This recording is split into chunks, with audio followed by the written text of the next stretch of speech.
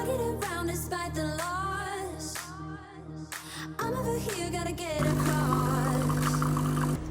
Whether you like it or not, there is a moment meant for us. And now you made it, but I already played this. Not interested, open your eyes, let's get it done, take my hand. Salut, je rentre du sport, j'ai fait quelques courses au magasin bio, je vous montre ce que j'ai pris.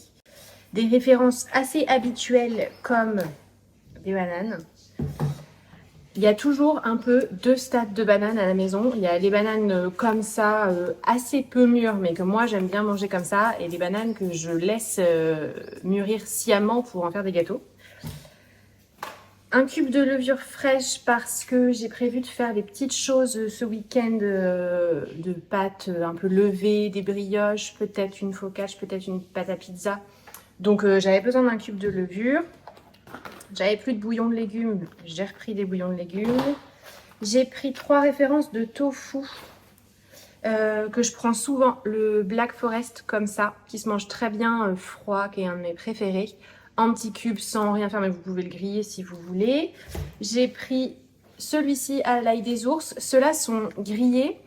J'avais l'habitude de les manger plutôt réchauffés, en fait, plutôt poêlés. Mais un jour, j'avais la flemme et je les ai coupés comme ça et mangés froid et c'était très bon. Et j'ai pris aussi, dans le même genre, celui-ci à la japonaise, qui est un classique.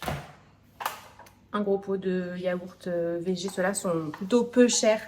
Nature sans sucre, c'est hyper bien pour faire une petite sauce, un snack pour le goûter avec des fruits, mettre dans un gâteau, voilà. On peut pas dire que j'en achète tout le temps, mais j'en ai quand même régulièrement.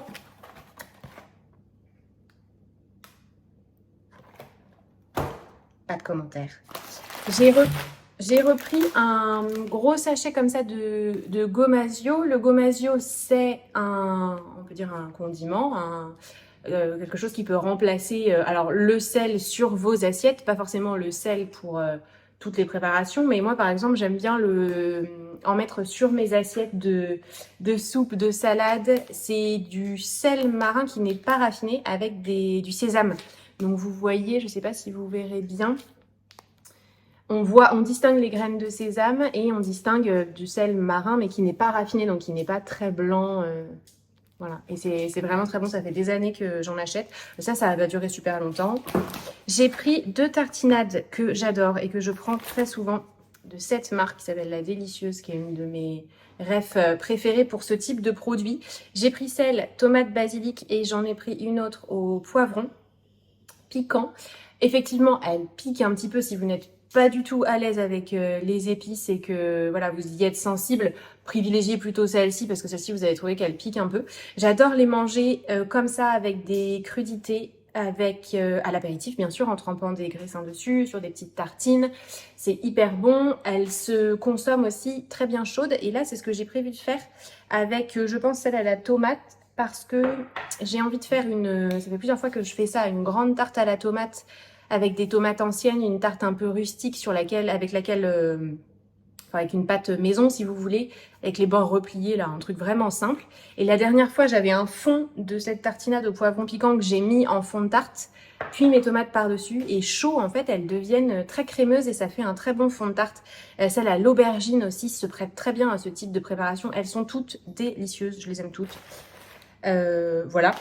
Un sachet de farine d'épeautre. Alors, celle-ci, c'est quoi? Épeautre T70. Donc, elle n'est pas complète, mais peu importe. En fait, moi, j'ai toujours de la farine d'épeautre parce que j'aime bien couper dans mes gâteaux. Pas forcément faire 100% épeautre, mais couper dans mes gâteaux une farine de blé classique. Et ça. Et c'est aussi valable pour mes pâtes à tarte. J'adore justement le goût que donne la farine d'épeautre à mes pâtes à tarte. Donc, pour mes pâtes brisées, toutes simples. Et donc là, c'est ce que je vais faire justement pour cette tarte à la tomate et tous les autres trucs que j'ai prévu de faire. J'en mets, je dirais pas que je mets 50-50, je pense que je mets un peu moins. Je mets quand même une majorité de la farine de blé classique, disons T55 ou T65. Et ensuite, j'ajoute une farine, voilà, si c'est vraiment une farine très spéciale de type sarrasin, seigle, etc. Là, je vais mettre plutôt un petit pourcentage. Épeautre, on peut aller jusqu'à 50. Moi, je mets pas tout à fait 50%, mais voilà, ça donne du goût, ça relève. Ensuite, j'ai pris le chocolat du week-end. Je filme ce vlog, on est jeudi. qui nous empêche. J'ai pris le chocolat du week-end, c'est mon préféré, c'est un chocolat noir noisette avec de la fleur de sel de Guérande comme ça, de la marque Biocop. Et vous voyez, il est très épais. Ça fait des carrés qui sont vraiment très épais. Et c'est mon préféré. Alors, méfiez-vous parce que ce chocolat existe, noir noisette, sans fleur de sel. Je comprends pas. Donc, et ça, vraiment, c'est la tuile. Quand vous faites vos courses et que vous apercevez que vous n'avez pas mis le bon dans le panier. Et pour terminer, des citrons. Voilà, des citrons, j'en consomme beaucoup, j'en consomme tout le temps. Pour mon kéfir, pour presser sur des assiettes. Juste dans un verre d'eau comme ça quand j'ai très soif. Tout le temps, des citrons. Voilà pour ce petit retour de la Biocop. Et salut. Aujourd'hui, vous verrez peut-être pas, mais c'est le déluge dehors. Je suis donc à mon bureau en compagnie de Soso et je travaille principalement cet après-midi sur mes cours en présentiel. Voilà, je suis en train de préparer un nouveau cours, un nouveau programme entier d'une session que je fais voilà, toutes les semaines depuis plusieurs années maintenant.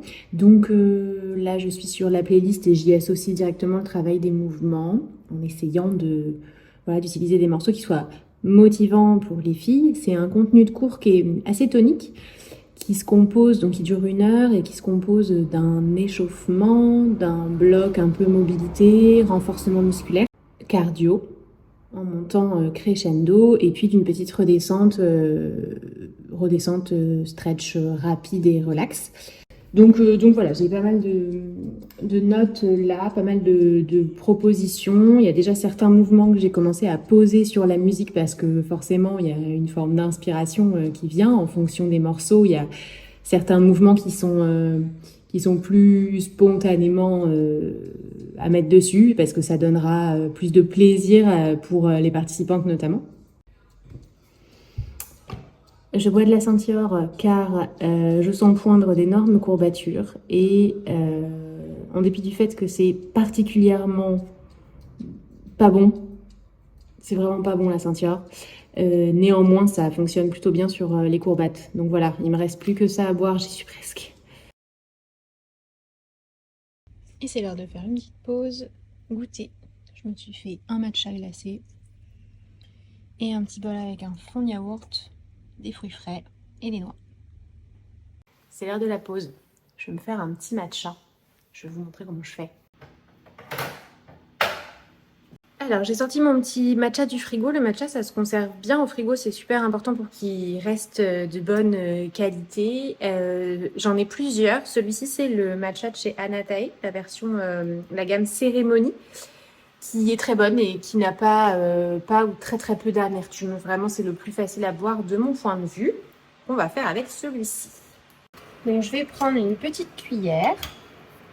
J'en ai plus beaucoup, c'est la fin. Je vais prendre vraiment même pas une cuillère à café complète. Ah ouais, il faut que j'en rachète, c'est la cata. Et je vais mettre ça dans mon petit pot. J'ai mis de l'eau à chauffer, donc dans ma bouilloire, mais j'ai pas mis à 100 degrés. J'ai mis vraiment ben, je vais vous dire d'ailleurs, je sais plus à combien c'est. Voilà, j'ai mis à peine à 80 degrés. C'est suffisant pour le matcha. Donc là, je vais mettre un tout petit fond d'eau, juste de quoi... Oups, là, ouais, il y en a presque trop. Juste de quoi recouvrir mon matcha. Et ensuite, je vais utiliser mon petit mousseur à lait.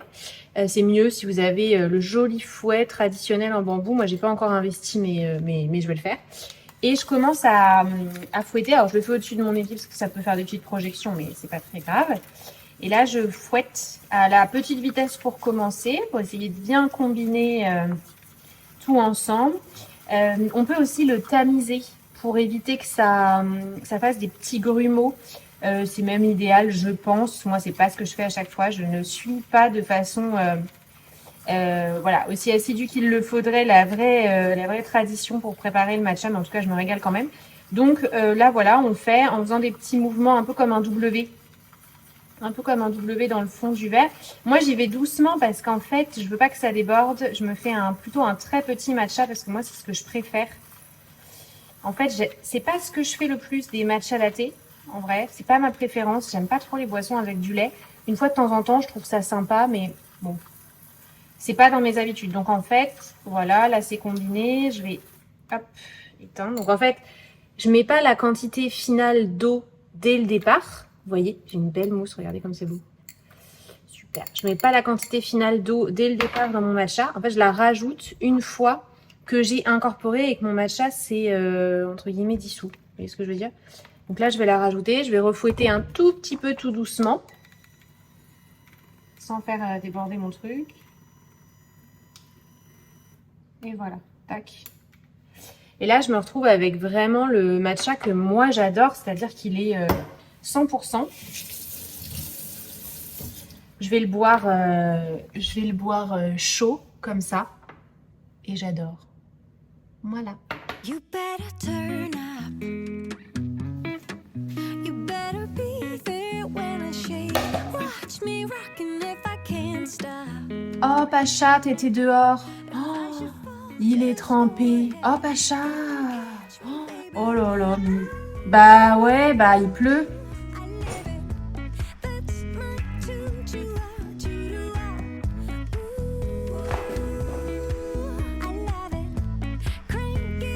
Bonjour, hello vous.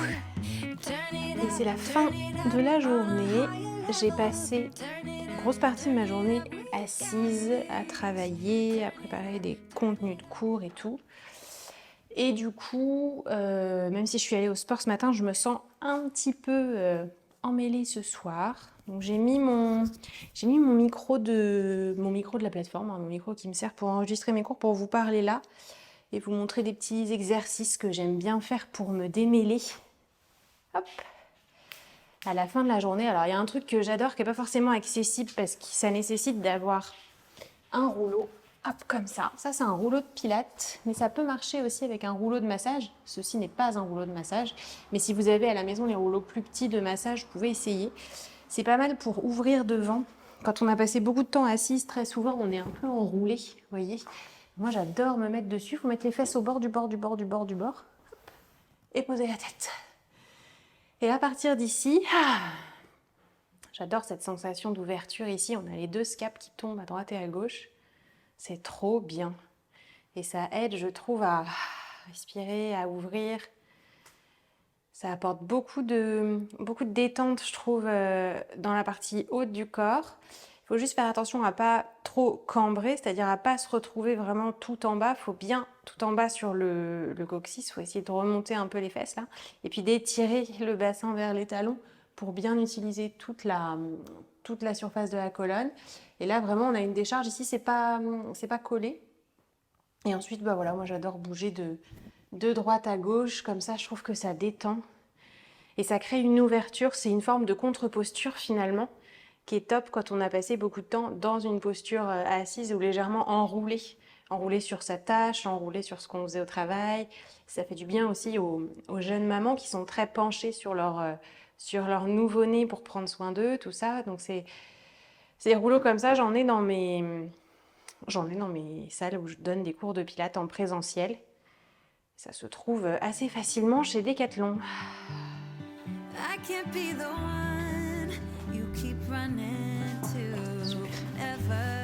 Parfait ça. Alors autre truc que j'aime bien faire quand je suis restée assise, je suis un petit peu... j'ai besoin d'un peu de détente dans les hanches, donc je fais juste pivoter comme ça, à droite et à gauche, et je fais un petit massage de la zone des fessiers, comme ça. Même vous pouvez le faire sans tapis, faut pas hésiter celui-ci à le faire avec vraiment les fesses sur le sol directement. Ça fait du bien. Donc, je vais me faire des petits étirements, moi, au niveau des hanches. Donc j'ouvre ici dans cette posture de la sirène, il y en a un que j'aime bien. En fait, on lève les genoux et on passe de l'autre côté. Celui-ci, il fait partie de l'active stretch du programme des vacances. Et voilà, tac. Celui-ci, il fait du bien, il fait bien tourner dans la hanche. Parfait. Ça fait du bien. Pas mal de séances qui sont courtes sur la plateforme. C'est un choix délibéré. Il y aura bientôt des séances un petit peu plus longues, mais je trouvais ça intéressant d'avoir des séances courtes parce que voilà, typiquement comme aujourd'hui, Bon, j'ai fait mon sport ce matin, c'est vrai, mais j'ai passé beaucoup de temps derrière l'ordi. J'ai pas envie de me relancer, j'ai pas l'énergie ni l'envie de me relancer dans une grosse séance de sport, même si ça me ferait du bien. Mais en fait, juste prendre ces 10 minutes-là pour faire quelques mouvements, dérouler mon tapis. Et en fait, ça peut clairement changer le cours de la soirée et faire du bien, faire un petit reset.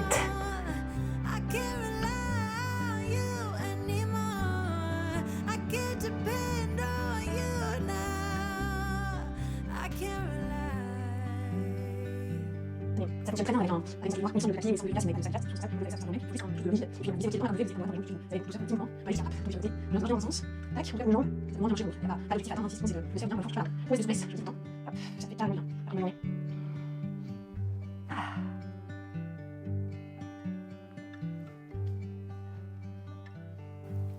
Ok, voilà.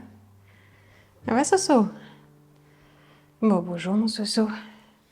T'as pas fait grand chose aujourd'hui, à part dormir sur mon bureau. Oh, c'est une gentille personne. Qu'est-ce qu'on peut se faire d'autre de sympa, comme étirement? Ah si, celui qui est pas mal pour le haut du corps. Pardon Socrate, hop, excuse-moi. Merci. Hop, c'est en tailleur. Alors sur le tailleur, il y a des... Attends Soso, parce qu'il faut que je montre un truc. Sur le tailleur, c'est souvent une position de départ en pilates, en yoga, dans pas mal de disciplines. Il y a des personnes pour qui c'est hyper facile de se mettre en tailleur, hyper naturel, et d'autres pour qui c'est moins évident. Donc il y a plein d'adaptations pour le tailleur. En général, vous savez que vous n'êtes pas bien dans le tailleur quand vous avez les genoux qui remontent comme ça beaucoup et le dos qui s'enroule. C'est-à-dire que c'est difficile pour vous d'avoir les genoux hop, à peu près à l'axe des hanches et le dos droit. Si tel est le cas, c'est qu'en fait il faut rehausser vos fesses. Si vous êtes vite comme ça et que vous avez l'impression d'être au max ici, eh bien, il suffit juste de rehausser les fesses. Donc il y a plein de façons de faire. Soit vous prenez un coussin. L'idéal c'est un truc un peu rigide, genre une brique de yoga. Et donc là je me retrouve dans cette situation, je pose ma brique, je m'assieds et ça me permet de faire descendre hop, mes genoux et de décharger. Généralement, ça crée tout de suite une sensation super agréable. Les personnes disent « Ah oui, ça va mieux », même si elles n'avaient pas forcément l'impression d'être mal dans le tailleur parce que simplement, elles s'étaient juste jamais posé la question. Ça, c'est pas mal. Donc, n'hésitez pas à rehausser.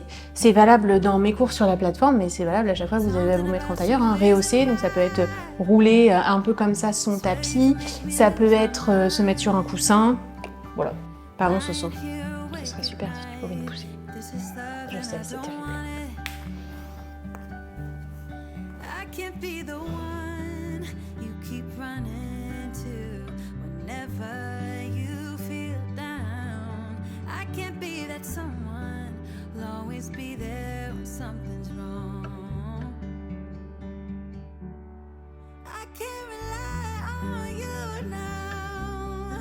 I can't rely